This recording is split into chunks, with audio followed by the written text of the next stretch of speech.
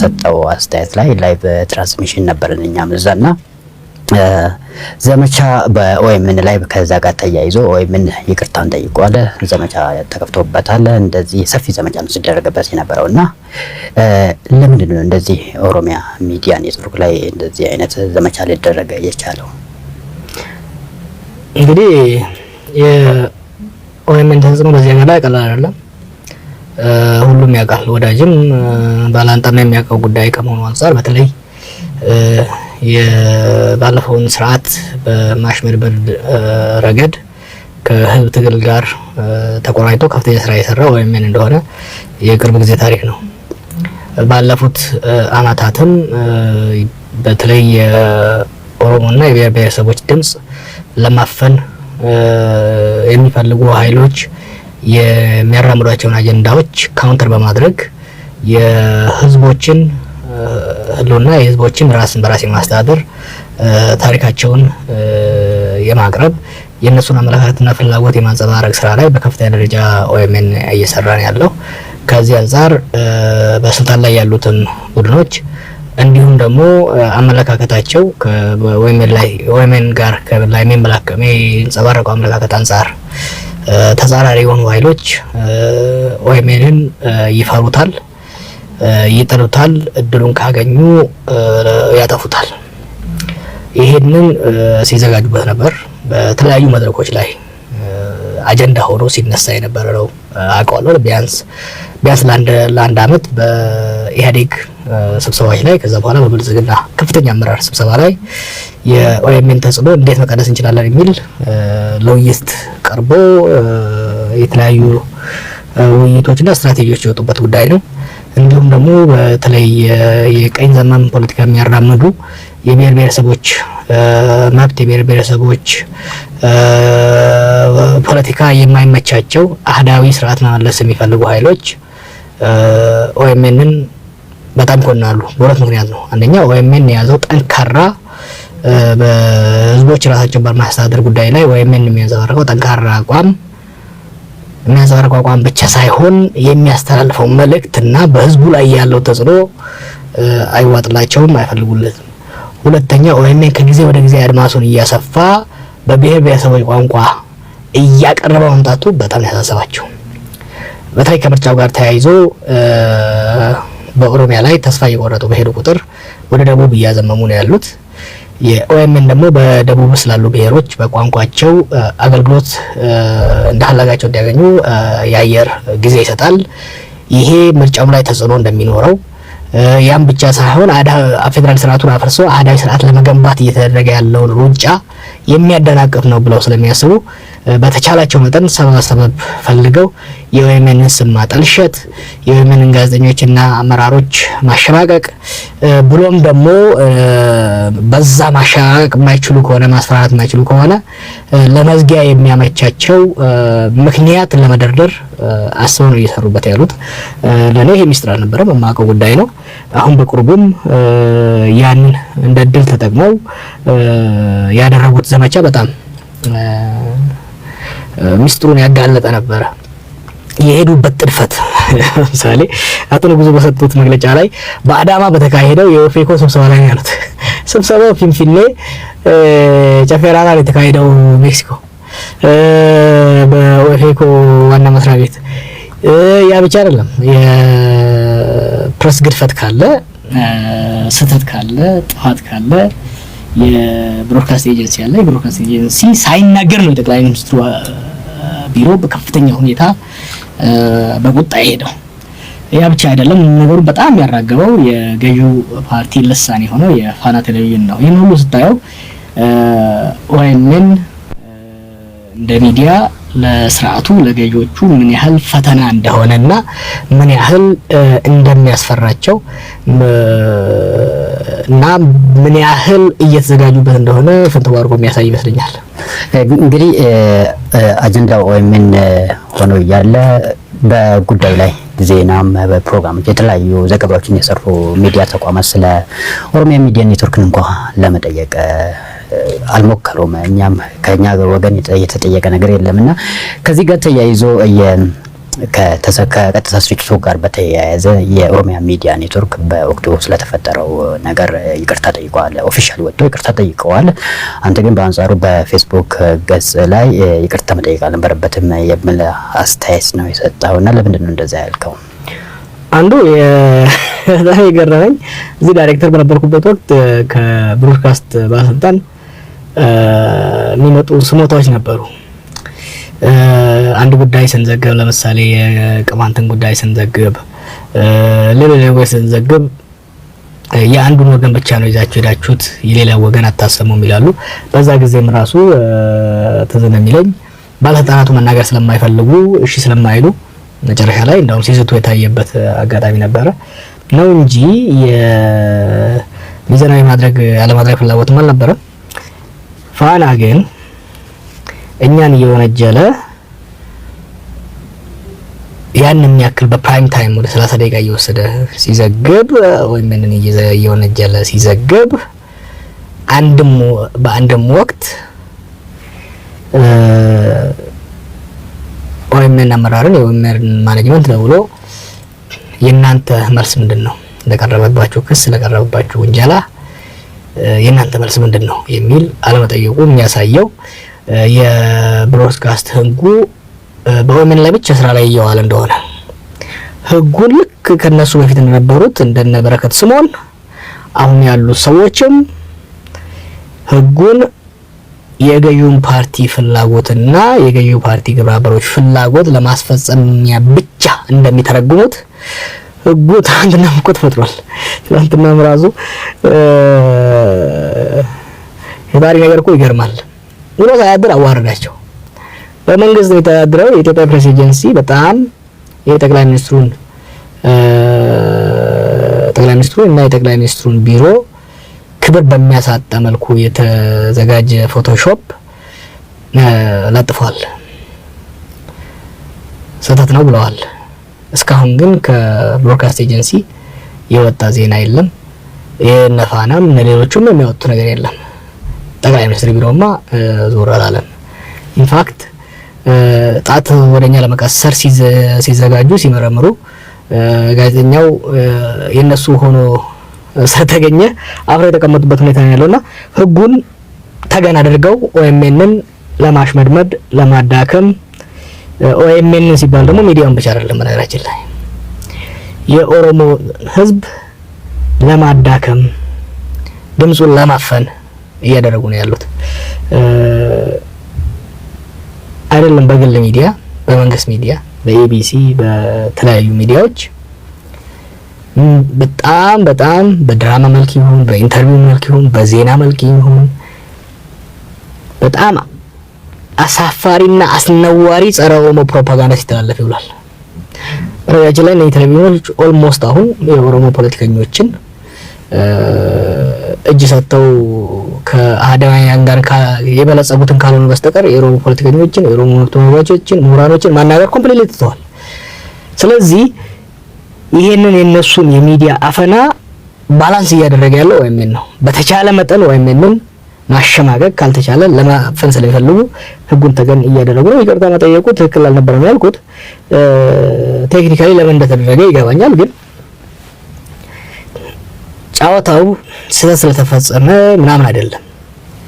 በፈርሞ ተረት አለ አናበው ከጀቢና ረጀት ይባል ህፃን ሊያለቅስ የደረሰ ህፃን በአጋጣሚ ጥጃትን ስትረግጠው ጮቱን ይለቅበታል።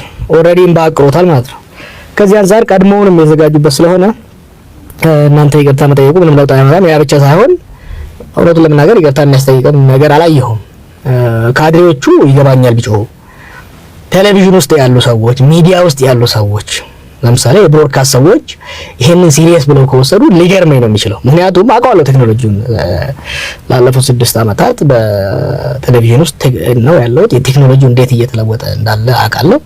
የላይቭ ሩል ነው እና ላይቭ ሩል ላይ ትልቁ ነገር ምንድነው? የሚዲያ አስተላላፊ ወገን ሊተላለፍ የሚችለውን ነገር አስቀድሞ ከገመተ ዝም ብሎ ካስተላለፈ ሊታይ ይችላል። ኢንተንት የሚባለው ኢንተንት ያንን ኮንቴንት ለማስተላለፍ ያንን ሊተላለፍ እንደሚችል ያቅ ነበር ወይ? ያን ካወቀ ካስተላለፈ ሊጠይቅ ይችላል። ለምሳሌ የሰልፍ አለን በል ሰልፍ ሰላማዊ ሰልፍ ወይ የሰራተኞች ቀን ሰልፍ ሰራተኞች ሰላማዊ ሰልፍ ምንም ግጭት የሌለው ሰላም እየጨፈሩ ይሄዱ ወይ ደግሞ ኮንሰርት ነው ኮንሰርት በቃ ሰልፍን ተው ኮንሰርት ሰልፍ ስላስ የሚያስፈራቸው እዚህ ሀገር ኮንሰርት እየተደረገ ነው እንበል አብዮት አደባባይ እና ኦኤምኤንን ተውና ኢቢሲ አለ እዛ ኢቢሲ እየዘገበ ያለ የሆነ አደጋ ቢፈጠርና ላይቭ እየተላለፈ ያለ አደጋ ቢፈጠርና ደም በብዛት የሚታይበት አስቃቂ የሆነ ነገር ቢተላለፍ በቴሌቪዥን ውስጥ ለማቋረጥ ጊዜ ስለሌለ ቢተላለፍ ሚዲያው በመተላለፉ ሳይጠብቁ አይናቸውን ለመታ ሰዎች ይቅርታ መጠየቁ it makes sense።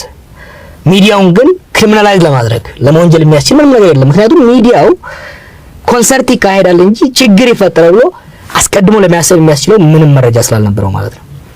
ኦኤምኤንም ቢሆን የሴቶች ቀን ነው እየተዘጋጀ ያለው ስቴጅ ላይ ፕሮፌሽናል የሆኑ ፓናሊስቶች አሉ። ተሳታፊዎች በሚዲያ በተጠራ በፌስቡክ በተጠራ ስብሰባ ላይ ነው የመጡት። ሌላ ድርጅት ነው ያዘጋጀው ወይም ተጋብዞ ነው እንደማንኛውም ሚዲያ ሄዶ የሚያስተላልፈው። ምን ይናገራል ብሎ ለመገመት የሚያስችለው አልነበረም። ስለዚህ ችግር ይፈጠራል ብሎ ለመገመት የሚያስችል መንገድ አልነበረም። አንድ እሱ ነው። ሁለተኛው ምናልባት ካድሬዎቹ ከቴክኖሎጂ ስለራቁ ሊሆን ይችላል እንጂ በፌስቡክ ላይቭ ነው የሚተላለፈው። ከፌስቡክ ላይቭ ተወስዶ ነው በሳተላይት ሲተላለፍ የነበረው። በፌስቡክ ላይቭ እየተላለፈ ለደቂቃዎች የቆየ ንግግር ፌዝ አውት ለማድረግ የሚያስችል የ30 ሰከንድ ሩል የሚባል አለ። ለምሳሌ አንድ ሰው የተናገረ የባለጌ ቃል ቢናገር 30 ሰከንድ ስለሚኖረው ያቺን ብሊፕ ማድረግ ትችላለህ። ይሄ ግን እንደዛ አይነት ነገር አይደለም። ከዚህ አንፃር የኦኤምኤን የፈጸመው ጉድፈት ውስጡም ስለማቅ ሚዲያ ስለማቅ የሚዲያ ህጎችንም የቴክኖሎጂም ስለማቀው አይታየኝም። ለዚህ ነው ይቅርታ መጠየቁ እንደውም የባሰ በእናንተ ላይ ነገሮችን ያባባሰ ይመስለኝ። ትናንትና የኢትዮጵያ ፕሬስ ኤጀንሲ በተፈጸመው አይ ቲንክ ስህተት ነገር ተፈጽሟል። የጠቅላይ ሚኒስትሩን እና የጠቅላይ ሚኒስትሩ ጽሕፈት ቤትን ክብረ ነክ በሚነካ መልኩ ፖስት የተደረገ ነገር አለ እና እሱን ተከትሎ የብዙ ሰዎች የራሳቸውን አስተያየት እየሰጡ ነበር እና ከዛ ውስጥ አንድ ለጠቅላይ ሚኒስትሩ ቅርብ የሆኑ ሰው በማህበራዊ ሚዲያ ላይ የለጠፉት ነገር አለ ከምንጩ መቁረጥ ነው ምናምን የሚባል አስተያየት ሰጥተው ነበር። ምን ለማመላከት ነው ይሄኛው?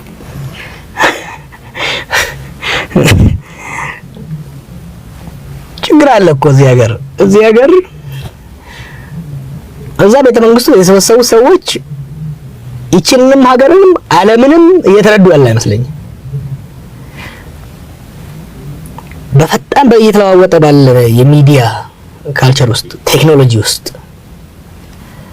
እንዲህ አይነት ስህተት እንደሚፈጸም መገመት ነበረባቸው። በሌላው ጣት ላይ ሲቀስሩ ነግበኔ ማለት መቻል ነበረባቸው።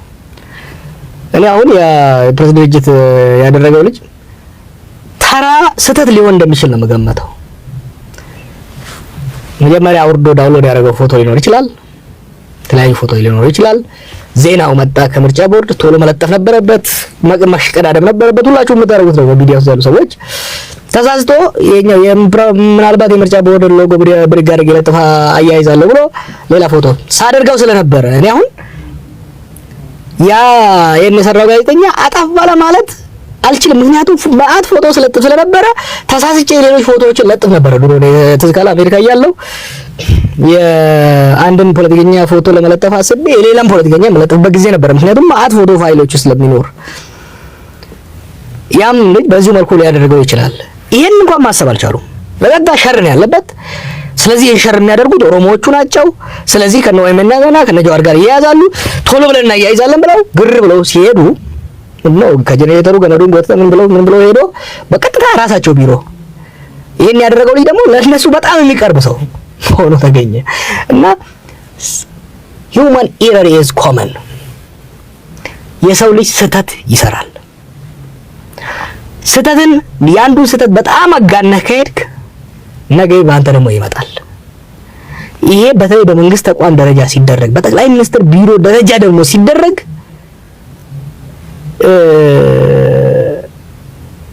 ውርደቱን ከፍ ያደርገዋል። ከላይቭ ጋር ከተያያዘ አይቀር እነሱ የሰሩት እኮ ወንጀል ነበረ። የአዲሱ ዓመት ሲከበር ከዛ በተላለፈው ግጥም የኦሮሞ ህዝብ ምን ያህል እንደተከፋ እናውቃለን። እናንተ እኮ ባለፈው ማን እንደሚሳተፍ ማን እንደሚናገር በማታውቁት ስብሰባ ላይ ነው ላይቭ ያስተላለፉት። እነሱ ግን በጠቅላይ ሚኒስትር ቢሮ ቬትር ተደርጎ ተነቦ ሳንሱ ተደርጎ የመጣ ግጥም ነው የተላለፈው። ይቅርታ ጠይቀዋል? አልጠየቁም። የብሮድካስት ባለስልጣን ከሷቸዋል? አልከሰሳቸውም። ሌላውን ነው ሰደው አሁን ንጉስ ጥላሁን ንጉሱን ማከብረውና የምወደው ልጅ ነው። መንግስት ውስጥ ካሉ ሰዎች ውስጥ ትንሽ ራሽናሊቲ ያለው ሰው እሱ ነው። አሁን ተቸግሮ ነው እዚህ ውስጥ እየገባ ያለው ይመስለኛልና እሱን ተመልከተው። ለምሳሌ ዛሬም ቢዶሎ አካባቢ የአማራ ክልል ተማሪዎች ታፈኑ ተባለ። ወሬው ሲሄድ ነበረ። በፕራይም ታይም ወጥቶ አስለቅቀናቸዋል አለ። ከሁለት ሳምንት 3 ሳምንት በኋላ ጠቅላይ ሚኒስትሩ መጥቶ የታገተ ሰው የተለቀቀም የለም ማለት። የነሱን ቃል ከተጠቀምን የሐሰተኛ መረጃ በማስተላለፍ ወንጀል የጠቅላይ ሚኒስትሩ ቢሮ የቃል አቀባይ የምንወደውና የምናከብረው ጓደኛ ወንድማችን ንጉስ ጥላሁን ሊከሰስ ሆነ ማለት ነው። እኔ አሁን አሃባን አይዲ አስተቱ እንዴት እንደተፈጸመ ንጉሱ ለምን በምን መልኩ በጫና ውስጥ በጣም ፕሬሸር ያለበት ቢሮ ላይ ነው የሚሰራው። የተለያዩ ኢንተረስት ያላቸው ኃይሎች የሚገፉትን አጀንዳ ማሸፋፍና ማቻቻል ነበረበት። የተሳሳተ ኢንፎርሜሽን ሰጠውት አንደኛ ጫና ነበረበት። የተሳሳተ ኢንፎርሜሽን መጣበት። ያን ኢንፎርሜሽን ሙሉ በሙሉ ፕሮባብሊ ሊያጣራ የሚችልበት መንገድ ላይ ነው ይችላል፣ ወይ ደግሞ ምንጩን አምኖ ሊሆን ይችላል። ወጥቶ የጠቅላይ ሚኒስትሩ ቢሮ ፕሬስ ሴክሬታሪ በፕራይም ታይም በሁሉም ሚዲያዎች በተላለፈ ፕሮግራም ላይ የሐሰተኛ መረጃን አስተላለፈ። ይከሰስ ይታሰር ብለን ማለት እንችል ነበር። ነገር ግን ኢረሩ እንዴት ሊመጣ እንደቻለ በሽግግር ውስጥ ያለ ሀገር እንደመሆኑ በሽግግር ውስጥ ያለ መንግስት እንደመሆኑ ስላወቅን አላስፈላጊ ለፖለቲካ ውጤት ሪዛልት ብለን ነገ እኛ ልንፈጥረው የምንችለውን ስህተት ዛሬ በሰዎች ላይ ማጋጋል የለብንም ብለን ወደ ኋላ የተውንበት አጋጣሚ ያለው። ይሄ ብቻ አይደለም። በታዋቸው ሌሎች ሚዲያዎች ታዋቸው ሌሎች ይሄ ግል ሚዲያውን በመንግስት ሚዲያ ላይ እኮ የሚተላለፈው እዚህ ሀገር ብሔሮችን አሁን ስለ ካራማራ ሲያስተላልፉ የሶማሌ የሚባል ህዝብ በኢትዮጵያ ውስጥ የሚኖር እንኳን አልመሰላቸውም። ያ የሶማሌ ህዝብ ስሜቱ 10 ሚሊዮን የሚሆነው የሶማሌ ህዝብ ስሜቱ ምንድነው ብሎ ያሰበም ሰው አልነበረም። ልክ የደርግ ጊዜ የነበረ አይነት ሙዚቃ እየተጫወቱ ሲያስተላልፉ ነበር በመንግስት ሚዲያ። እና ይሄ ሁሉ በትራንዚሽን ውስጥ ነው ይሄን ያለ ነው። ይሄን ሁሉ መቆፈር አያስፈልግም። ይለምዳሉ በውስጥ ሐሳብ እየተነጠናቸው ይሄን ያለው እንጂ እነሱም ቢሆኑ ከፍተኛ ስህተት እየሰሩ ነው ያሉት። ስህተትን ይዞ እያጋነኑ እያጋጋሉ መሄድ እንደ ትናንትናው መልሶ ሰውሎ ሳያድር መሳቂያ የሚያደርግ ውርደት ውስጥ ሊከት ስለሚችል ቢጠነቀቁ ጥሩ ነው ባይ ነኝ። እስቲ ወደ ዜግነት ጉዳይ እንለፍና የጃዋር የዜግነት ጉዳይ በተደጋጋሚ በተለያዩ ሚዲያዎች ብዙ ፖለቲከኞች ከውጭ ሀገር ተመልሰዋል ከለውጡ ወዲህና ብዙ ፖለቲከኞች ውስጥ የትኩረት ፖይንት ያውንከው አንተ ነህና አሁን በዚህ ሰዓት እያዋራሁት ያለው ጃዋር መሐመድ ኢትዮጵያዊ ነው ወይስ አሜሪካዊ ነው? ጃዋር ነው። አንድ ትንሽ ሰፈር ውስጥ ተወልዶ ያደገ ከደሃ ቤተሰብ ያደገ ባገኘው እድል በተለያዩ ቦታ ጥሩ ትምህርት አግኝቶ በኢትዮጵያ ፖለቲካ ላይ ተጽዕኖ የፈጠረ ሰው ነኝ። በዛ ነው ራሴን የምገልጸው። አንድ የኦሮሞ ተወላጅ። የዜግነት ጉዳይ ከሆነ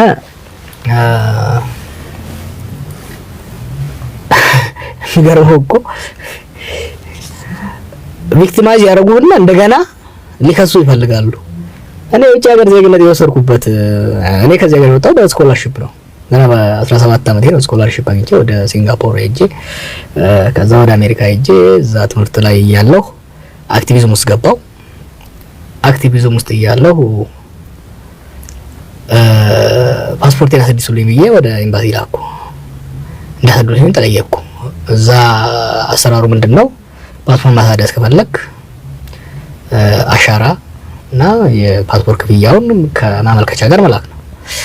አይ ካልመጣህ አሉኝ ወደ ኤምባሲ።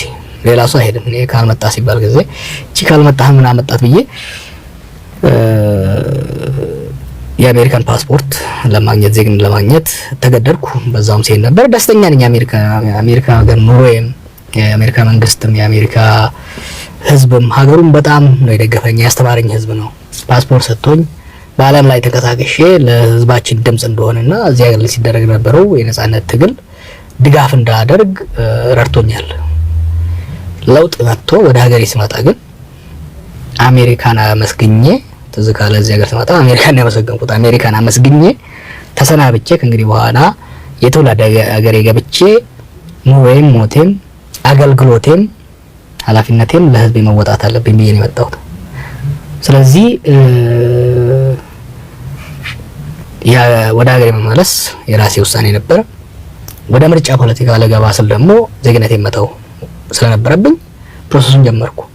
የሚገርመው የውጭ ሀገር ዜጋ ሆኖ እንዴት ኢትዮጵያን ይረብሻል፣ እንዴት ኢትዮጵያ ፖለቲካ ላይ ይሳተፋል፣ መከልከል አለበት፣ መታፈን አለበት ሲሉ የነበሩ ሰዎች አሁን ደግሞ የአሜሪካ ዜግነት ጀዋር ሊተው ሲባል እንዴት ይተዋል፣ መተው የለበትም፣ አሜሪካ ፓስፖርቱ መቀበል የለበትም፣ ኢትዮጵያ መንግስት ዜግነት መስጠት የለበትም ወደሚል ገቡ። ያም ሆነ ይህ እኔ ህጉን ተከትዬ አሜሪካ ሄጄ እዛ ያለብኝን ጉዳይ ጨራርሼ ተመልሼ የአሜሪካ ኤምባሲ ሄጄ ፓስፖርቴን አስረክቤ በስርዓቱ መሰረት የኔን አፕሊኬሽን ተቀብለው ወደ ዋሽንግተን ልከውት ዋሽንግተን ያለው የውጭ ጉዳይ ሚኒስቴራቸው ኬዙን መርምሮ ሎስ ኦፍ ናሽናሊቲ የሚባል መጨረሻ ክሊራንስ የፍቺ ሰነድ ማለት ነው በእኔና አሜሪካ መካከል ሰጠኝ። እሱን ይዤ እዚህ ሀገር ዜግነት መልሶ ለማግኘት ሪአድሚሽን ለማድረግ ምን እንደሚያስፈልገው ብዬ ጠበቆችን አወያየሁ። በዛው መሰረት አንደኛ እዚህ ሀገር መኖር አለበት ነው። እዚህ ሀገር መኖሬን ሁሉም ያውቃል። ለሱ የሚያስፈልገው መረጃ ይዤ፣ ሁለተኛ የውጭ ሀገር ዜግነት መመለስ የሚለውን ከኤምባሲውም ከውጭ ጉዳይ ሚኒስቴር ከአሜሪካ ውጭ ጉዳይ ሚኒስቴር የተሰጠውን በአጠቃላይ ወደ 7 ነው ምናምን ዶክመንቶች አያይዤ ለሚመለከተው ለኢትዮጵያ መንግስት የኢሚግሬሽን መስሪያ ቤት አስገብቻለሁ። ይህ ሆኖ ሳለ ለምንድን ነው አጀንዳ የሆነው? ከፍራቻ ነው። አቅም ስለምንተዋወቅ ከሁሉም ጋር እኔ መሳተፍበት ፖለቲካ ውስጥ እንደፈለጋቸው መጋለብ አንችልም ብለው ስለሚያስቡ ልክ ወይም ላይ ካላቸው ፍራቻ ጋር ይያዛል። አንዱ እሱ ነው። ሌላው ደግሞ እንደራሳቸው ስለሚገምቱ ነው። ጀዋር መጀመሪያ የነበረው ጀዋር እውነቱን የአሜሪካን ዜግነት ይመልሳል ወይ ሚለው ጥርጣሬ ነበራቸው። ምክንያቱም እነሱ ቢሆኑ አይመልሱም።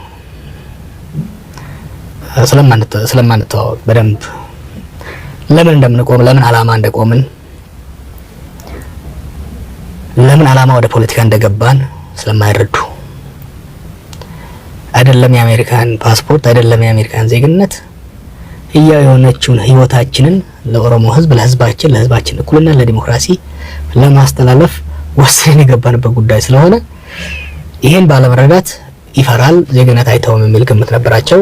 ያን መተው ሲጀምር ደግሞ የአሜሪካ መንግስት ያቆየዋል፣ ስለዚህ ምርጫውን ሚስ ያደርጋል የሚል ግምት ተስፋ ነበራቸው። በዛም ደግሞ የተለያየ ጫና ለማድረግ እንደሞከሩ ነው የምንረዳው። ያም አልሆነም።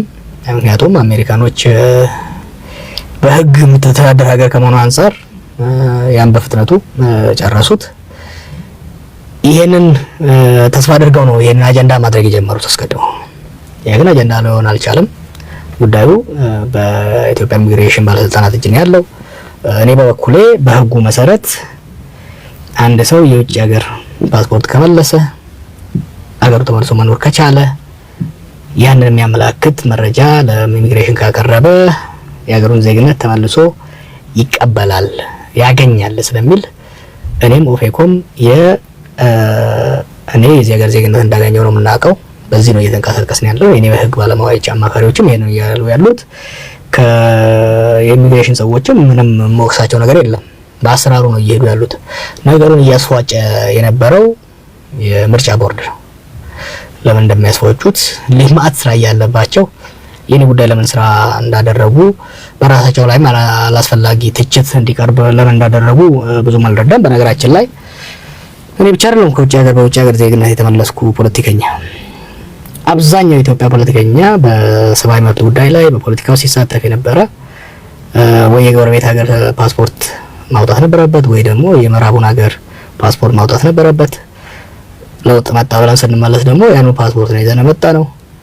እኔ እስከማውቀው ድረስ ከኔ በስተቀር በህጋዊ መንገድ ፕሮሰሱን ጨርሶ ዜግነት ለማግኘት ያመለከተ ሰው የለም ነው አለ። አንዳንዶቹ እንደምሰማው ይሄንን ፕሮሰስ አያደርጉ የኢትዮጵያ ፓስፖርት የሰጣቸው እንዳሉ ነው የምሰማው። መረጋገጥ ያለበት ነው። አንዳንዶቹ የውጭ ሀገር ዜግነትን ይዘው በህግ የተከለከሉ ለዚህ ሀገር ዜጎች ብቻ ውስን መሆን ያለባቸው ናሽናል ሴኩሪቲ ጉዳዮች ላይ ጠቅላይ ሚኒስትር ቢሮ ሳይቀር ስራ ላይ እየሰሩ ነው ያሉት። ይህን አጀንዳ አድርገን ማስጮህ የሽግግር ጊዜ ስለሆነ በሂደት ይስተካከላል ከሚል አንጻር እንጂ ይህን አጀንዳ አድርገው ይዞ መሄድ ጭቃ መወራወር የሚያመጣ ጉዳይ ስለሆነ ነው። አሁን አይ ቲንክ ዛሬ ይመስለኛል በስፋት በዚህ ጉዳይ ላይ የተወያየሁትና መናገርም አልፈለኩም። የልጅ ጨዋታ ነው የሆነብኝ። ሁኔታውን ሳየው ልክ እነሱ በእኛው ሁኔታ እንዳልነበሩ አይ ነገር አድርገው የሚያሞቁበት ሁኔታ ነው ያለው። ያም ሆነ ይህ የዜግነት ጉዳዩ ያበቃለት ጉዳይ ነው ይመስለኝ። ሆፕፉሊ እንግዲህ ሌላ አጀንዳ ይዘው እስካልመጡ ድረስ። ጃዋር መሀመድ አክቲቪስት ነበረ። በኦሮሞ ህዝብ ፖለቲካ ውስጥ ትግል ውስጥ ከፍተኛ ድርሻ ያለው ሰው ነው። ማንም የሚያውቀው ጉዳይ ነው። ፖለቲካም ተዘነትናል። አሁን ደግሞ የፓርቲ ፖለቲካ ውስጥ ቀጥታ ይገብታል። እንዴት አገኘኸው? እንደፈራሁት አይደለም። እንደምታውቀው እኔ በነፃ ሆኜ ያለ ምንም ድርጅት አባልነት ነበር ስንቀሳቀስ የነበረው ለረጅም ጊዜ። ወደ ድርጅት አባልነት ፖለቲካ ድርጅት አባልነት መግባት ትንሽ ያስፈራኝ ነበር። ከገባው ወዲህ ግን ብዙም ፈራው አይደለም። ምናልባትም የገባውበት ድርጅት አመራሮችም ለረጅም ጊዜ ማቃቸው ፕሮፌሰር መረራን በቀለም፣ ሌሎቹም ነደጀኔም ሁሉም በትግል ውስጥ የምንተዋወቅ የስራ ግንኙነትም የነበሩን ሰዎች ስለሆኑ ሊሆን ይችላል። የድርጅቱ ባህልም ሪላክስድ የሆነ ከመሆኑ አንጻር ይሄ ነው የሚባል ችግር አልገጠመኝም። በጥሩ ሁኔታ እየሰራን ያለ ነው። እንግዲህ ለምርጫ ወራቶች ናቸው የቀሩት። በወጣው የጊዜ ሰሌዳ መሰረት እና ዝግጅት እያደረጋችሁ ነው። እስካሁን እስቲ በሄዳችሁበት መንገድ ውስጥ ምን ያክል ሄዳችኋል? የገጠመው ችግርስ እንደ አበይት ልትወስዱ የሚችለው ችግርስ ምንድን ነው? መፈታት አለበት ከመንግስት ሳይድም ከምርጫ ቦርድም ብላችሁ የምታስቡት ነገር ምንድን ነው? እንግዲህ ፕላን አውጥተን ነው ስንንቀሳቀስ የነበረው። አሁን ሳይሆን የኦፌኮ አመራሮች ከእስር ቤት እንደወጡ ወደ አሜሪካና ዩሮፕ ሲመጡ ተገናኝተን ስለዚህ ምርጫ ጉዳይ ተወያይተን ጀነራል ግራንድ ስትራቴጂ አውጥተናል። በዛ ወቅት እንዴት መሄድ እንዳለብን ሰርተናል። በቃ ለአሜሪካ በመጣ ወቅት ከሱም ጋር የሰራ ነው። ከዛ በኋላ ደጀኔ አዲሱና ፕሮፌሰር መራራ አውሮፓ ሲመጡ የሰራናቸው ስትራቴጂዎች አሉ። እነሱን ወደ ስራ ማስገባት ነው። ትንሽ አስቸጋሪ የነበረው የምርጫ ቦርድ ቀነ ሰሌዳ በጊዜ ስላላወጣ ያወጣነው ቀነ ሰሌዳ የራሳችን ምርጫ ስትራቴጂ አክሽን ፕላን ወደ ስራ ለማግባት ትንሽ ያስቸግር ነበር። ግን አሁን በሙሉ ገብተንበታል። የመጀመሪያው ፕሪ ካምፔይን ኢንጌጅመንት በጥሩ ሁኔታ ሰርተን በኦሮሚያ ወደ 7 ዞኖች ወደ 49-50 የሚሆኑ ቦታዎች ላይ ከህዝብ ጋር ተወያይተናል። ጥሩ ነው። አቅማችንን ያየንበት ነው። ያ ብቻ ሳይሆን በሁሉም ዞኖች ላይ ያሉትን ድርጅታዊ መዋቅሮች በማንቀሳቀስ ለምርጫው አስፈላጊ የሆኑ ዝግጅቶችን እያጠናቀቀን ያለንበት ሁኔታ ነው ያለው። ከሌሎች ድርጅቶችም ጋር በክልልም በፌደራል ደረጃም ጥምረቶችን መስርተን ወደ ሙሉ የትብብርና የጥምረት ስራ ለመግባት ቴክኒካል ስራዎችን እየጨረስን ያለንበት ሁኔታ ያለው። ጥሩ ኮንፊደንስ አለን። ችግሮች የምናየው ያላየናቸው ያልጠበቅናቸው ችግሮች ብዙ የሉም። ገዢው ፓርቲ አስመሳይ እንደሆነ እናውቃለን። ያው ድመት መንኩሳ ምን ሆነ አትረሳ እንደሚባለው ነገር ስለጠበቅን የመጀመሪያው የፕሪ ካምፔን ኢንጌጅመንት ከሐረርጌ ሰላሌ ባሌ ያደረግነው ጉዞ ማንነታቸውን ሲደብቁት የነበረው እንዲታይ ካሁኑኑ ቴስቲንግ ወተር ይባላል። እንዴት ነው ሊሄዱ የሚችሉት? ስለዚህ እኛም ስትራቴጂያችንን በዛ መልኩ ማስተካከል ስለነበረብን ቴስት አደረግናቸው። በጠበቅናቸው መሰረት ወደ ኃይል እርምጃ፣ አባላቶቻችን ወደ ማሰር፣ ቢሮዎችን ወደ መሰባበር፣ ስብሰባችን ወደ ማገድ የገቡበት ሁኔታ ነው ያለው። ይህ ደግሞ እኛም በምንፈልገው መልኩ የራሳችንን ስትራቴጂ ያሰብነው ስትራቴጂ ትክክል እንደነበረ እንድናረጋግጥ። ምክንያቱም ባላንጣህን ጸባይ፣ ስትራቴጂ፣ ታክቲክ ካላወቅ የራስን ስትራቴጂ መሐመድ ጋር ያደረግነው ቆይታ ክፍል 2 አሁን ቀጥሏል። እንግዲህ አባይት የኦሮሞ ፖለቲካ ድርጅቶች በቁጥር 3 ይመስለኛል አንድ ላይ ጥምረት ለመፍጠር እንቅስቃሴ ሲያደርጉ እንደነበረ መረጃዎች እኛም ጋር ሲደርሱ ነበረ። እሱ ነገር ምን ደረጃ ላይ ደርሰዋል? እንግዲህ በሁለት ደረጃ ጥምረቶች እየተሰሩ ነው። አንደኛ በፌደራል ደረጃ፣ ሁለተኛ በክልል ደረጃ። እነዚህ ጥምረቶች ወደ ምርጫ ቦርድ ገብተው ምርጫ ቦርድም ግብዓተ መልስ ሰምቶ መሟላት የተቀሩ ያላቸው ነገሮች መጥተው እነሱ ተሟልተው የገቡበት ሁኔታ ነው ያለው። በፕሮሰስ ላይ ነው ያለው። በእኛ ደረጃ ብቻ ሳይሆን በሀገር ደረጃ በተለያዩ ቦታ ያሉ ጥምረቶች አሁን ኮሊሽን ቢልዲንግ እየተጧጧፈ ያለበት ሁኔታ ነው ያለው። የኛም ድርጅትም ከሌሎች ድርጅቶች ጋር በክልልም በፌደራል ደረጃም አቅሙን ለማጎልበት ለመረዳዳት የሚያስፈልገውን ስምምነቶችን እየፈጸመ ያለበት ሁኔታ ላይ ነው ያለው። ከዚህ ውጭ አሁን ሰሞኑን በአንዳንድ ሚዲያዎች የወጡ ነገሮች አሉና 13 የፖለቲካ ፓርቲዎች አንድ ላይ ጥምረት ለመፍጠር እንቅስቃሴ እያደረጉ እንደሆነ የተዘገበ ነገር አለና ብዙ ሰው ግር ብሎታል። ፓርቲዎቹም ተመሳሳይ የሆነ አቋም እንኳን የላቸውም በፖለቲካ ታይብ ራሱ እና እንዴት ሊሆን ቻለ? ከፓርቲዎቹ ይሄ ነገርስ ከናንተ የኦፌኮም የተጠቀሰበት ይመስለኛል እና እዛ ጥምረት 13 ፓርቲዎች ውስጥና ይሄ ነገር እውነት ነው? እንዴት ነው የምታየው? ግን በአዲስ መድረክ ላይ የወጣው ከሆነ ሐሰት መረጃ ነው። እንደዚህ አይነት ጥምረት የለም። ምናልባት ያምታቱት የኦሮሞና የአማራ የፖለቲካ ድርጅቶች እየተወያዩ በሁለቱ ማህበረሰብ መካከል መቀራረብና መተማመን እንዲመጣ የጀመሩት በጠቅላይ ሚኒስትር ቢሮ ኢኒሼቲቭ የሚሰራ ነው። ቦሌንጆ ፋሲሊቲ የሚያደርጉት ውይይት አለ። ስለዚህ የኦሮሞ ድርጅቶች የአማራም ድርጅቶች ይሳተፉበታል። ያንን ያ የውይይት ነው፣ የውይይት መድረክ ነው። እነ ብልጽግናዎችም ያሉበት ጉዳይ ነው ማለት ነው። ስለዚህ ያ የተባለው የ13 ድርጅቶች ጥምረት የለም። ምርጫ እንግዲህ ሊደረግ ነው። ምርጫው ዘንድሮ ምርጫ ፍትሃዊ ዴሞክራሲያዊ ይሆናል ብላችሁ ታስባላችሁ? እንግዲህ ምርጫው በጣም አስፈርቷቸዋል ገዢውን ፓርቲ 28-29 ዓመታት ሲበዘብዙት የነበረውን ህዝብ ግራ ሊቀይረው ብቻ ለመመረጥ እየተዘጋጁ ስላሉ ህዝቡም ደግሞ በተለይ 27 ዓመት ዘርፈውት ባለፉት 2 ዓመታት እድል ሰጥቷቸው ራሳቸውን እንዲቀይሩ ራሳቸውን መቀየር ስላቃታቸውና እንዳውም ጥፋትን ያባባሱ በመሆኑ በህዝቡ ውስጥ ለመመረጥ ያላቸው እድል በጣም ስለሚያሰጋቸው ምርጫውን ፍትሃዊና ሰላማዊ እንዳይሆን ብዙ ነገር እየሞከሩ ያሉበት ሁኔታ ነው ያለው። በእኛ በኩል እኔም ራሴ እንዳንድ ፖለቲካ እንደሚረዳ ሰው ምርጫው ፍትሃዊ ይሆናል የሚል ግምት የለኝም። ኦልሬዲ ከምታየው ከፍተኛ የሆነ የመዋለ ንዋይ እያንቀሳቀሱ ያለበት የመንግስት ተቋማትን እየተጠቀሙ ያለበት ሁኔታ ነው ያለው።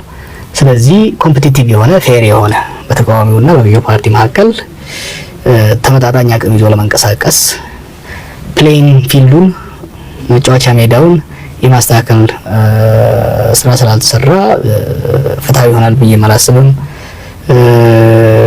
መሆን ያለበት ነገር ግን አለ። ለድርድር መቅረብ የሌለበት ሀገር እንድትሻገር ከተፈለገ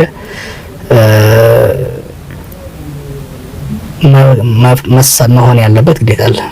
አንደኛ ምርጫው ሰላማዊ መሆን አለበት። ሁለተኛ መንግስት በተለይ የመንግስት ተቋማት የጸጥታ ተቋማቱ እና የተለያዩ ኤጀንሲዎች ከገዢው ፓርቲ ጋር ወግነው በተቃዋሚው ላይ የሚያደርጉት ወከባ፣ አፈና መቆም መቻል አለበት። ቅድም እንዳልኩ ወደ 49 የሚሆኑ ከተሞችን ሄደን ማዕት ህዝብ በየቦታው እየሰበሰብን አናግረናል። ያላንዳች ችግር ያላንዳች ክስተት በሰላም አልቋል። ይህ ማለት ህዝባችን በጣም ተረጋግቷል።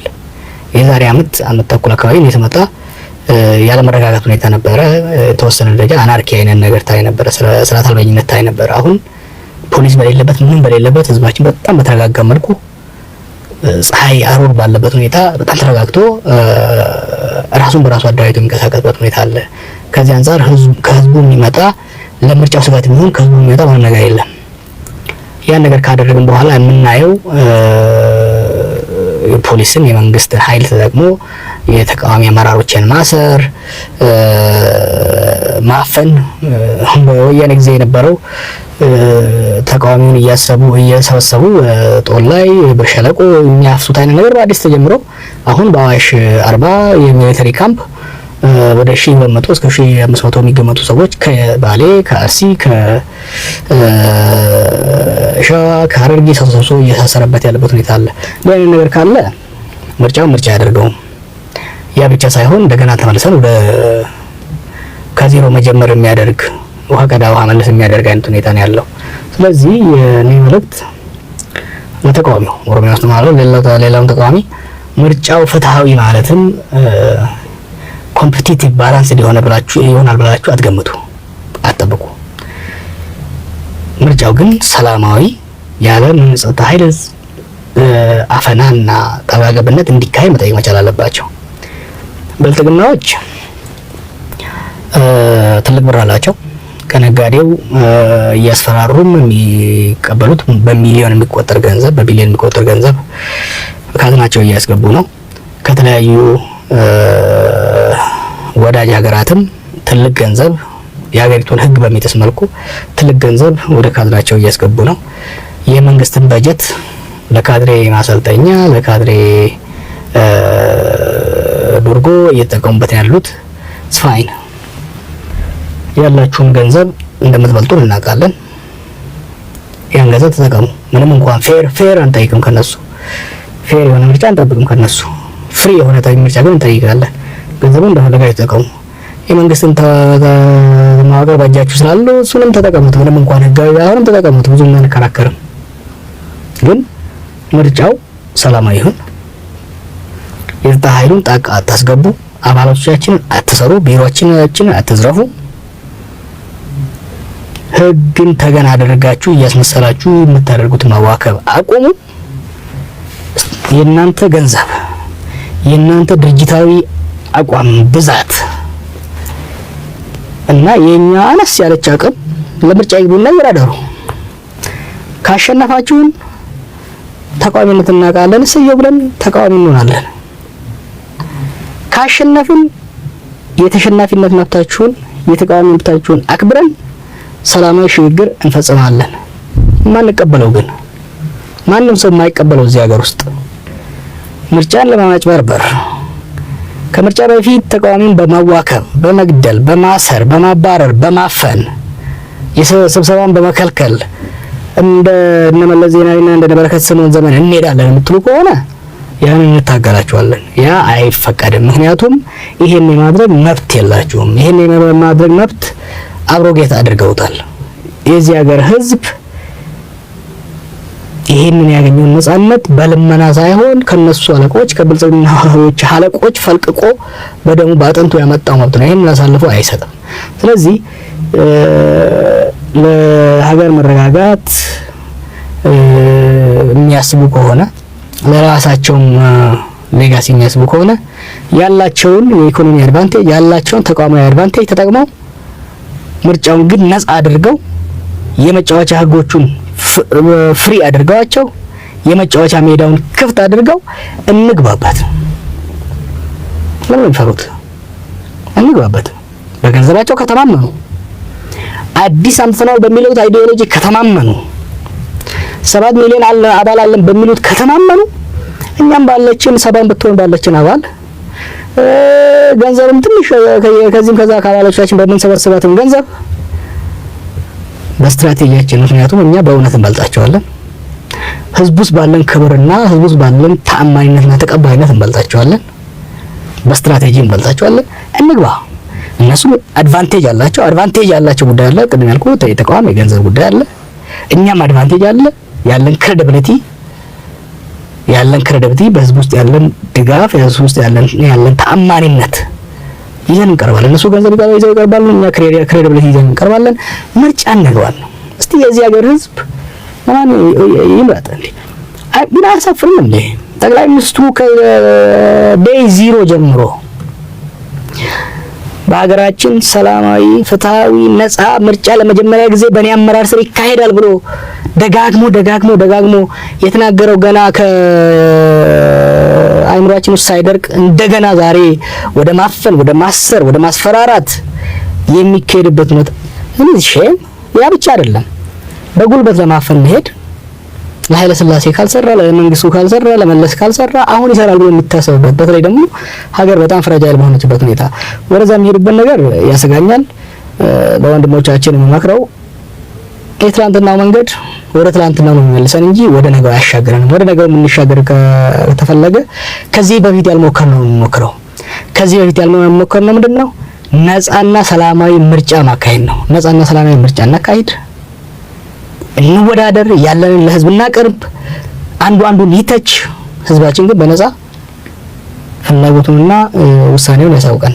የሱ ውሳኔ ደግሞ ተቀብለን ወደፊት እንቀጥል። እኛም ስንዘግብ ነው የቆየ ነው። በተለይ ኦሮሚያ ውስጥ አባይት የፖለቲካ ፓርቲ ድርጅቶች አባሎቻችን የመሪዎቻችን በየቦታ በየደረጃ ያሉ መሪዎቻችን እየታሰሩብን ነው። በተለይ በዞን ደረጃ እየታሰሩብን ነው። ጽህፈት ቤቶቻችን እየተዘጉብን ነው። እንቅስቃሴ ማድረግ አልቻልንም። ህዝባዊ ውይይት ማድረግ አልቻልንም የሚሉ ስሞታዎች በተደጋጋሚ ይሰማሉ። እንደዚህ አይነት ነገሮች ከቀጠሉ የተቋሚ የፖለቲካ ድርጅቶች እንደ ፕላን ቢ እንደ ሌላ አማራጭ ለመውሰድ የተዘጋጁባቸው ነገሮች ይኖሩ ይሁን? እንግዲህ ገዢው ፓርቲ መንግስት ተቋማትን በመጠቀም የሚያደርገው ወከባ አዲስ አይደለም። ይሄን እንዴት መወጣት አለብን የምንለው የራሳችን ፕላኖች አሉ። እነሱን አሁን ማውራት አያስፈልገንም። ምክንያቱም እንደ ኦፌኮም ሆነ እንደ አጋር ድርጅቶቻችን የሽግግር ጊዜ ምርጫ ምን መሆን እንደሚችል በደንብ ስለምናውቅ፣ የሌሎች ሀገሮች ተሞክሮን ስለምናውቅ፣ ከዚህ ሀገር ራሱ የተደረገው ኦፌኮ 23 ዓመታት በምርጫ ውስጥ ሲሳተፍ የነበረ ድርጅት እንደመሆኑ የምናውቃቸው ነገሮች አሉ። ልምዳችንን ከዚህ ሀገር የነበረውን ልምድ ከሌሎች ሀገር ያለውን ልምድ በመጠቀም ፕላኖች አሉን፣ ኮንቲንጀንሲ ፕላኖች አሉን። እነሱን በቴሌቪዥን ማውራት አሁን አያስፈልግም። የመንግስት አሁን ሰሞኑን እየተጠቀመ ያለው በጣም አደገኛ ነገር ልክ ከዚህ በፊት እንመለስ ያደርጉት እንደነበሩት ከታጣቂዎች ጋር ያለውን ግጭት እንደ ሰበብ አድርጎ በተቃዋሚው ላይ በማላካክ ተቃዋሚውን ለማዳከም የሚያደርገው ሙከራ አለ። በተለይ በኦሮሚያ ውስጥ በኦነግ ላይ አልፎም በኦፌኮ ላይ እያደረገ ያለው ወከባ አለ። ይሄ መቆም መቻል አለበት።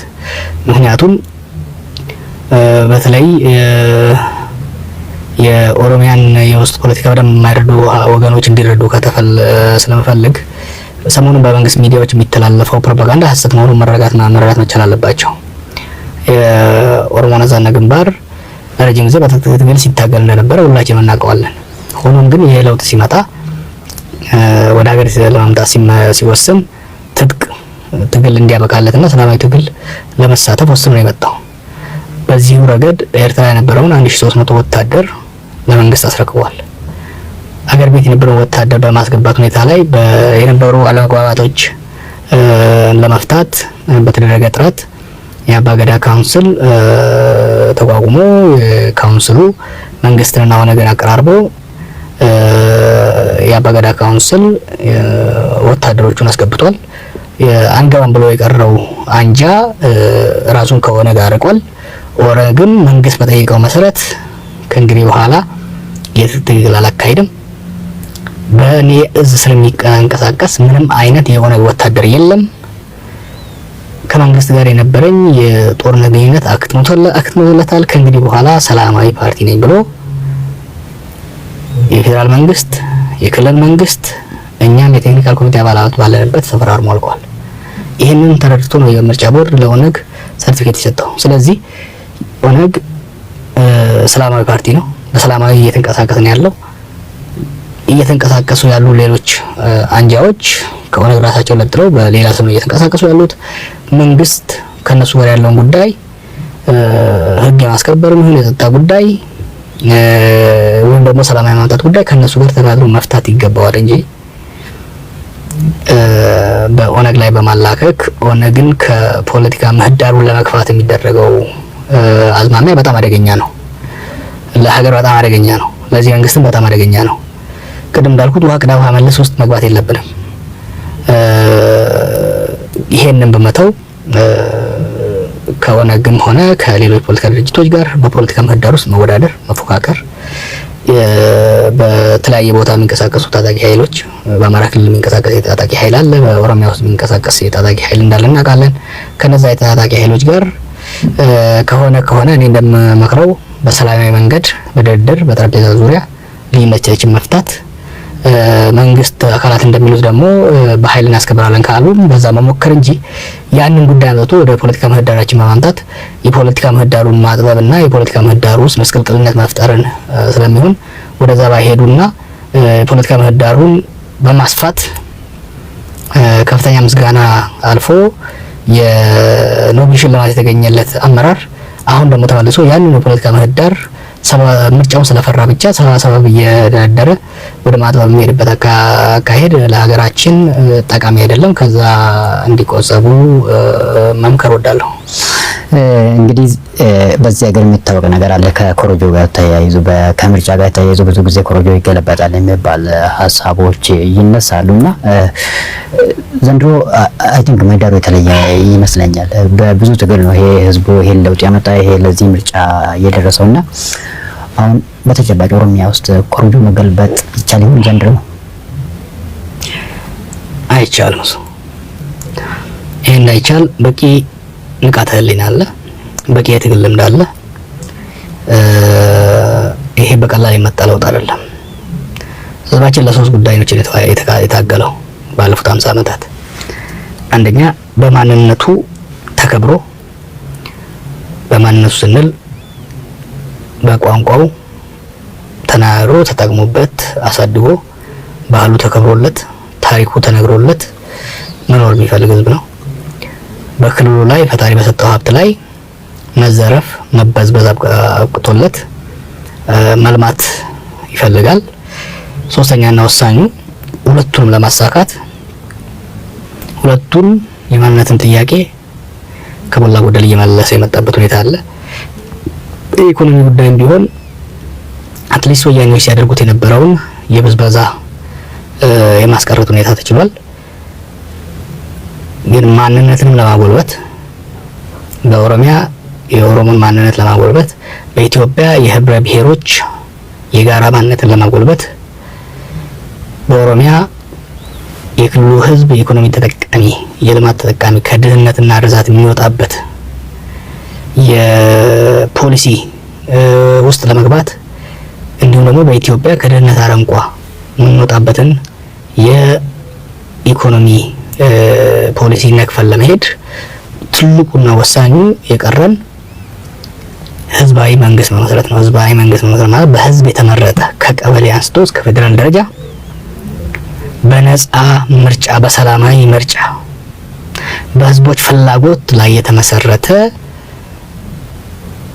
መንግስት የህዝብ ተወካዮች መርጦ እነዚያ ህዝብ ተወካዮች ከውስጣቸው በሚያወጡት ስራ አስፈጻሚ እነዛ የህዝብ ተወካዮች በሚያረቋቸው ህግጋቶች ሀገር መተዳደር ነው። ይሄ የኦሮሞ ህዝብ ለ50 ዓመት የታገለለት መዓት ልጆቹን የገበረበት በደሙና በአጥንቱ ከሌሎች ህዝቦች ጋር ሆኖ ያመጣው ለውጥ ነው። ስለዚህ ይሄ ቀልድ አይደለም።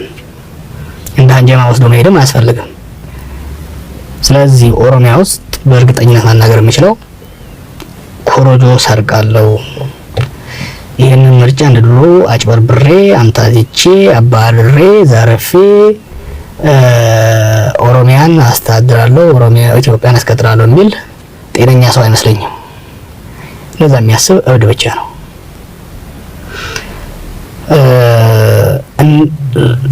ምርጫን ለማጭበርበር አፍኖ አዲስ አምባገነን ለማስራት የሚያስችል ነባራዊ ሁኔታ ኦሮሚያ ውስጥ የለም፣ ተመልሶም አይመጣም። ይሄን ማወቅ አስፈላጊ ነው። ይሄንን በመረዳት የሚበጀው ይሄንን ህዝብ ያመጣውን ድል አክብሮ ይሄንን በደሙና በአጥንቱ አፋኝ ጨቋኞች የነበሩትን ወያኔዎች ሸኝቶ ያሻግሩኛል ብሎ ተስፋ የጣለባቸውን ሪፎርሚስት አመራር ወደ ፊት ለፊት እንዲመጡ እድል የሰጣቸውን ህዝብ በማክበር የራሳቸውን ቃል ራሱ በማክበር ነፃና ሰላማዊ ምርጫ እንዲካሄድ ማድረግ ነምበር 1 የጠቅላይ ሚኒስትር አብይ አህመድ ኃላፊነት ነው። ከምርጫ ጋር ተያይዞ ለሚፈጸም ማንኛውም ችግር ኦሮሚያ በተለይ ተጠያቂ የሚሆነው አብይ አህመድ ብቻ ነው። ነምበር 1 በፕራይመሪ ሊጠየቅ የሚችለው ቅድም እንዳልኩ የዛሬ 3 ወር በጠይቀኝ ህዝቡ ላይ ስጋት ነበረኝ። ህዝቡ ተረጋግቷል ወይ? ህዝቡ ሙሉ በሙሉ ተረጋግቷል። ከተቃዋሚ ወገን ምንም ችግር እንደማይመጣ በእርግጠኝነት መናገር እችላለሁ። አሁን ምርጫን ሊያሰናክሉ ቅድመ ምርጫና ድህረ ምርጫ ግጭቶችን ሊያስከትሉ የሚችሉ ድርጊቶች፣ ክስተቶች፣ እርምጃዎች እየተወሰዱ ያሉት ከላይ እስከ ታች ባሉት የመንግስት ተቋማት የመንግስት ካድሬዎች አማካኝነት ነው። ይሄንን ደግሞ ላለው አመራር አሁን እያስረዳው ባለው ሁኔታ አስረድተናል። እርምጃ መውሰድ ሲጀምሩ ወደ ማፈን ወደ መጨፍለቅ ሲጀምሩ ተወያይተን የኦሮሞ ፖለቲካ አመራሮች ተወያይተን ቆይ ለጊዜው እስቲ ገደብ እናድርገው maybe ተዘጋግተው ሊሆን ይችላል። ስለዚህ ከአመራሩ ጋር ቁጭ ብለን እንወያይ ብለን ሁሉም ባሉበት የገዢ ፓርቲ አመራሮች ባሉበት ቁጭ ብለን ተወያይተናል። ይሄ ነገር ትክክል እንዳልሆነና መታረም እንዳለበት አቅጣጫ ተቀምጧል። በዚህ መልኩ የመንግስት አካላትም ራሳቸውን ማረም ይገባቸዋል። ቃል መንገባው ለህዝባችንም ለማንኛውም መንገባው በተቃዋሚው በእርግጠኝነት ማንኛውም በኦሮሚያ የሚንቀሳቀስ ተቃዋሚ በኮንፊደንስ መናገር ይችላል። ወደ ግጭት ወደ ብጥብጥ ሊገባ አይፈልግም። ባለው አቅም ውስንም ቢሆን በዛች ባለው አቅም ሰላማዊ ዲሲፕሊን በተሞላበት መልኩ ህዝቡን አደራጅቶ ደጋፊውን አደራጅቶ እጩዎቹን አቅርቦ ለምርጫ ተወዳድሮ ካሸነፈ ስልጣን ለመያዝ ከተሸነፈ ተቃዋሚ ሆኖ ለመቀጠል ራሱን ያዘጋጀ አሳምኖ እየሄደ ያለ ኃይል ነው ያለው። ይሄንን እውነታ ለመቀየር በመንግስት ኃይል የሚደረግ ጣልቃ ገብነት ተቃዋሚውን ላይ ማዋከብ ማሰር ላይ የሚካሄድ ሂደት ሀገርንም ለአደጋ የሚያጋልጥ እስከዛሬ የነበረውን ተስፋም የሚያጨናግፍ ስለሆነ መታረሙ ተገቢ ነው እላለሁ። ይታረማሉ የሚልም ተስፋ አለኝ። ወደ መጨረሻ ጥያቄ እየመጣው ነው። መጨረሻ ጥያቄ ከአባይ ግድብ ጋር በተያያዘ ነው እና አባይ ግድብ ጋር በተያያዘ ሰሞኑን ውዝግቦች ነበሩ በኢትዮጵያና በግብጽ መካከል እና በዚያ ላይ አንተም የሰጠው አስተያየት ባልተለመደ መልኩ በማህበራዊ ሚዲያ የሰጠው አስተያየት ነበረና እሱ ምንድነው ያንተ እዛ ላይ የሰጠው አስተያየት ምንድነው ያነሳሳ? ያልተለመደም አይደለም። በናይል ውሃ መብታችን ላይ ስጽፍ መጻፍ ጀመርኩ አይ ቲንክ ወደ 11 አመት ቆይቶኛል። ገና መጀመሪያ የግድብ ወሬ ሲነሳ ጀምሮ ነው በዚህ ጉዳይ ላይ የድጋፍ ጽሁፎችን በውስጥም በውጭም ስጽፍ የነበረው። ብዙዎች የማይረዱት ነገር አለ። የናይል ጉዳይ የብሔር ጉዳይም አይደለም። የናይል ጉዳይ ኢንፋክት የሀገሮች ጉዳይም አይደለም። የናይል ጉዳይ በሶስት ብቻ ከፍሎ መታየት ይችላል። የታችኛው ተፋሰስ፣ የማከለኛው ተፋሰስ እና የላይኛው ተፋሰስ ጉዳይ ነው። ሎወር ሪፔሪየን፣ ሚድል ሪፔሪየን እና አፐር ሪፔሪየን ሞስትሊ አክቹአሊ የሎወር ሪፔሪየን እና የአፐር ሪፔሪየን ሎወር ሪፔሪየን ወይም ደግሞ የታችኛው ተፋሰስ ነው የወንዙ ወደ መጨረሻ ላይ ያለው ግብጾች ያሉበት ነው። አፐር ሪፔሪየን የምንለው ፕራይመሪሊ ኢትዮጵያ፣ ሌሎች ዋይት ናይል የምንለው የሚመጣበት ወደ ማዕከለኛው አፍሪካ ያሉት ሀገሮች፣ ማዕከል ላይ ያለችው ሱዳን ነች። ስለዚህ ኤርትራዊ ሆንክ፣ ከትግራይ ሆንክ፣ ከኦሮሚያ ሆንክ፣ ከየትም ሆነ ተፈጥሮ አንድ ቦታ ነው ያስቀመጣል። ያለህ እድል ተዋደድክም ተጠላላህም በአባይ ጉዳይ ላይ የሚኖርህ አቋም አንድ ነው። ምክንያቱም ጥቅምህ የተያሳሰረ ነው። ብዙ ሰዎች ጉዳዩ የግድቡ ብቻ ይመስላቸዋል። አይደለም፣ ይኸው አጠቃቀም ጉዳይ ነው። አባይ ውሃ እኮ ከዚህ ከጀማ ወንዝ አንስቶ አብዛኞቹ ወንዝ የጊቤ ወንዝ ሁሉም ያሉበት ጉዳይ ነው። ስለዚህ መስኖ ራሱ ለመጠቀም አሁን 1959 የነበረው የትሪቲ በጣም አጋች ነው። ስለዚህ ሸገር ላይ ማንም ስልጣን የያዘ ማን ለህዝብ ጥቅም የሚያስብ የፖለቲካ አመራርም ሆነ ግለሰብ ከዛ መንግስት ጋር ሆኖ ግብጽ ላይ ጫና ማድረግ ግዴታ ነው። ስለዚህ ለዚህ ነው የጻፍኩት። ከዚህ በፊትም አርቲክሎችን ጽፍ ነበረ። እንደ ኦሮሞ አክቲቪስትም የኦሮሞ ጉዳይ ከልማት ስለምንፈልግ አብዛኛው የዚህ የናይል ውሃ አብዛኛው ከኦሮሚያና ከደቡብ ውስጥ የሚወጣ ነው። ስለዚህ ከዚህ ጋር ተያይዞ ካለው አንጻር ነው የጻፍኩት። አሁን በቅርብ ደግሞ የተደረገው ሙከራ በጣም አደገኛና ትክክል አልነበረም። ብዙ ስህተቶች ከኛ መንግስት አኳያ በጣም ከፍተኛ ግድፈቶች፣ ዲፕሎማቲክ ስህተቶች ተፈጽመዋል። ከዛ ውስጥ አንዱ የአሜሪካና የወርልድ ባንክ አደራዳሪነትን ፈጽሞ መቀበል አልነበረባቸውም። ሁለተኛው ጊዜው ነው። እንግዲህ የግብጽ ስትራቴጂ አይቀየርም። ባለፉት 100 ምናምን ዓመታት በተለይ ባለፉት 60 ዓመታት አልተቀየረም። የነሱ በውሃው ላይ ያለንን ኮንትሮል፣ በውሃው ላይ ያለንን መብታችንን ማሳደግ የሚከለክሉበት ሁለት ነው። አንዱ የጸጥታ ጉዳይ ነው። ሁለተኛ የፋይናንሻል ማርኬት ጉዳይ ነው። ጸጥታ አንጻር በአገር ውስጥ ሽኩቻና ክፍፍሎች፣ ግጭቶች እስካሉ ድረስ እነዛን በማባባስ አቅማችን የማመናመን ስትራቴጂ ይጠቀማሉ። ከጸጥታ ጋር ተያይዞ ደግሞ ከጎረቤት ሀገሮች ጋር ያለን ግንኙነት መልካም ስላልነበረ በኢትዮጵያና በኤርትራ ጋር የነበረው፣ በኢትዮጵያና ሶማሊያ የነበረው የተለያዩ አይነት ነገሮችን በማባባስ ረገድ አቅማችን የማዳከም ስራ ነው አንዱ። ሁለተኛው አብዛኞቹን ልማቶች ለመስራት የገንዘብ አቅማችን የተደካማ ስለሆነ የዓለም አቀፍ የፋይናንሻል ማርኬት ድጋፍ ያስፈልገናል፣ በብድርም ይሁን በግራንት። ግብጽ ደግሞ ከኛ የበለጠ ብዙ ሰዎች መረዳት ያለበት ግብጽ ከኛ የበለጠ አቅም አላት። ተፈላጊነቷ በምዕራቡም ሆነ በምስራቁ ተፈላጊነቷ በጣም ከፍተኛ ነው። ከኛ የተሻለ ተፈላጊነት አላት ካላት ጂኦፖለቲካል ኢንፍሉዌንስ አንጻር። በዚህ ወንዝ ላይ በዚህ ውሃ ላይ ለምናደርገው መሰረት ልማት የፋይናንሻል ግብዓት እንዳናገኝ ጫና ትፈጥራለች ማለት ነው። ይህ ባለበት ሁኔታ አንደኛ የሀገራችን የውስጥ ጉዳይ ባልተረጋጋበትና ወደ ምርጫ እየሄድን ባለንበት ሁኔታ ላይ፣ ሁለተኛ በእኛ ላይ ከፍተኛ የፋይናንሻል ተጽዕኖ ለማሳደር አቅም ያላቸውን የአሜሪካ መንግስትና የወርልድ ባንክ እንደ አደራዳሪ መቀበል በጣም ትልቅ ስህተት ነበረ። መጀመሪያ እንደውም ያየሁት የአሜሪካ የገንዘብ ሚኒስቴር ነው የሚያደራድረው ሲባል በጣም ስትሬንጅ ነው የሆነብኝ። አንተ ለምሳሌ ግብር አንድ ሰው ደውሎ ግብር ክፈል ቢልህ ከየት ነው ደውሎ ብትለው ከውጭ ጉዳይ ሚኒስቴር ቢልህ ምን ይመስልሃል? መደወል የነበረበት ከገቢዎች ሚኒስቴር ሆኖ ሳለ ከውጭ ጉዳይ ሚኒስቴር ቢደውልልህ መጠራጠር መቻል አለብህ። ስለዚህ እኛ የሀገር አመራርም የአሜሪካ ትሬጀሪ ዲፓርትመንት ሲገባበት ስቴት ዲፓርትመንት ነበር፣ ውጭ ጉዳይ ሚኒስቴር ነበር ማድረግ ያነበረበት። ትሬጀሪ ዲፓርትመንት ማለት በቀጥታ የፖለቲካ የትራምፕ አመራር ስር በቀጥታ ነው የገባ ነው ማለት ነው። ይህ ደግሞ ለጫና ተጋላጭነታችንን ፈጥሯል። የጻፉት ደብዳቤም የተዘጋጀው ኮንትራትም ስምምነትም በጣም አደገኛ ነበር። አንዱ እሱ ነው። ሁለተኛው ቅድም እንዳልኩ የሀገር ውስጥ ሁኔታን ባላገናዘበ መልኩ አይ ቲንክ የግብጽ ሪቮሉሽን እየተካሄደ ባለ ሁኔታ በመድረክ እየተካሄደ በነበረበት ወቅት ድርድሩ ይራዘምልን ብለው መጥተው ጠይቀው ነበር የግብጽ ሰዎች፣ የግብጽ አመራር። የዛ ጊዜ የነበረው አመራር ይራዘምላቸው ብሎ ነው የፈቀደው።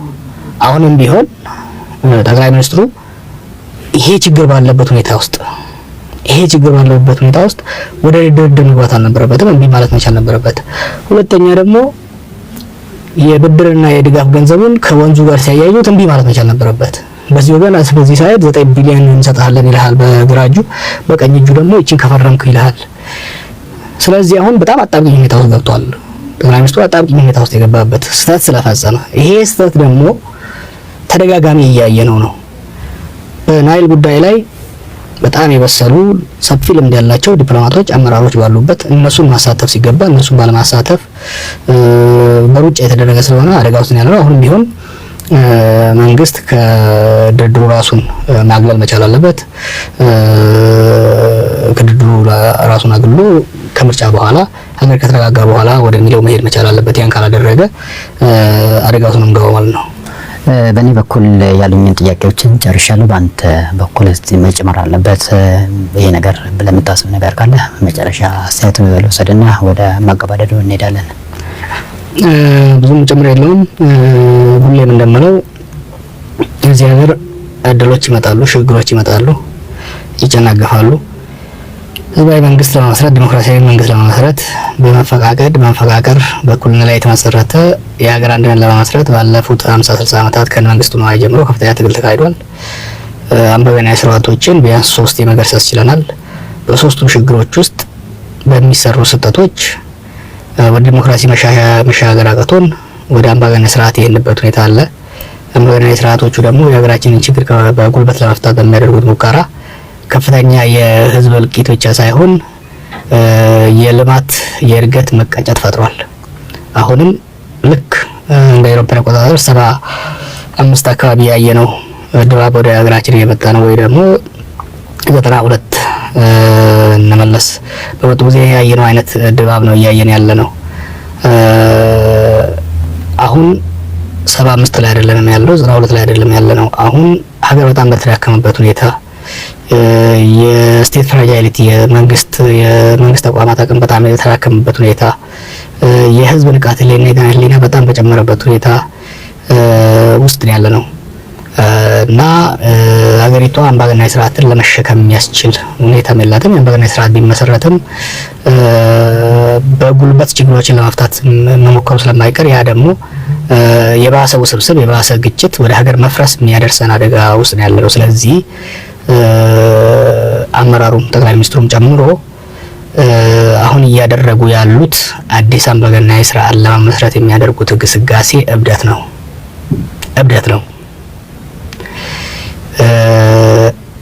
አደገኛ እብደት ነው። ለሀገርም ለህዝብም የማይጠቅም እብደት ነው። ይቺ ሀገር የሚያዋጣት እንደምንም አድበሳብሰንም ቢሆን ወደ ዲሞክራሲያዊ ስርዓት ማሸጋገር ነው። በእኛ ትውልድ የምናስበው የተሟላ ዲሞክራሲ ላናይ እንችላለን። አትሌት ለልጆቻችን ለዲሞክራሲ መደላደል የሚረዳ መሰረት ልንመሰረትና ልናቋቁም እንችል ይሆናል። አሁን እየተደረገ ያለው አብዛኛውን አግልሎ ሌላ ይቅርና የሪፎርሙ የለውጡ አስኳል የነበሩ ሰዎችን በመክፋት ግለሰባዊ አምባገነናዊ ስርዓት ለመገንባት የሚደረገው ግስጋሴ ደግሞ አለው እብደት ነው። መጥፎ አዙሪት ውስጥ ሀገሪቷን የሚከት ሀገሪቷን ልትወጣበት የማትችለው መቀመቅ ውስጥ የሚከት አደገኛ አዝማሚያ ነው። ከዚህ በመመለስ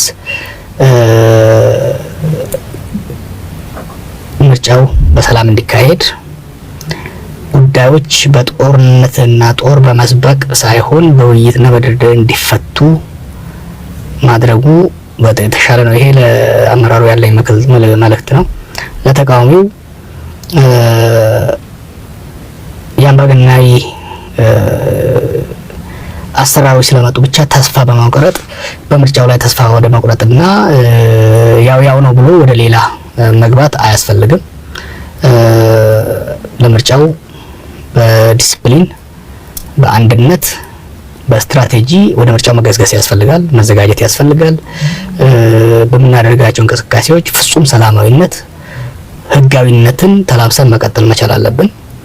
ለህዝቡ ያለኝ መልእክት ማንም ይሁን ማን የእናቴ ልጅን ብትሆን እዚህ ሀገር አምባገነናዊ ስርዓት መመስረት አለበት፣ ጨፍልቀው ግደለው፣ ፍለጠው፣ አፍነው የሚሉ ግለሰቦች ለዚህ ሀገር ለዚህ ህዝብ የሚያስቡ አይደሉም። ተቃጥለው የማያውቁ በእሳት መጫወት የሚፈልጉ ወይ ደግሞ ሲያቃጥሉ የከረሙ አሁንም ማቃጠል የሚፈልጉ ግለሰቦችና ቡድኖች ናቸው። እነዛ መቃወም ያስፈልጋል። ይሆነኛል የሚለውን ፓርቲና ተወካይ ለመምረጥ ህዝቡ መዘጋጀት አለበት። ያንን ለማደናቀፍ የሚፈልግ ማንኛውንም ቡድን መቃወም፣ መታገል አለበት። ለዚህ መዘጋጀት ነው። ይሄ አይ ካን ኖት ኤምፋሳይዝ ኢነፍ ያለው እድል በጣም እየተጣበበ ነው። አሁን የምናደርገው ይሄን እድል ካጨናገፍን እንደ ዶሮው 17 ዓመት ሰው እየገደለ ሀገር የሚያቆይ አምባገነን ሊኖር አይችልም። 27 ዓመት እየዘረፈ ሀገር የሚያቆይ ስርዓት ሊኖር አይችልም። ከፍተኛ የሆነ ኬኦስ ውስጥ ነው የምንገባው። ከፍተኛ የሆነ ሀገርን ሊያፈርስ የሚችል ህዝብን ሊያፋጅ የሚችል አደገኛ የሆነ ግጭት ውስጥ ነው ልንገባ የምንችለው። ይህንን ማዳን ነምበር 1 ኃላፊነት ያለበት ጠቅላይ ሚኒስትሩ ነው። ቆም ብሎ ሊያስበው ይገባል። ታሪካዊ ኃላፊነት አለበት። ታሪካዊ ኃላፊነት ያንን ታሪካዊ ኃላፊነት በአግባቡ እየተወጣ ነው ብዬ አላምንም። ያንን ታሪካዊ ኃላፊነት ብቻውንም ይወጣል ብዬ አላምንም።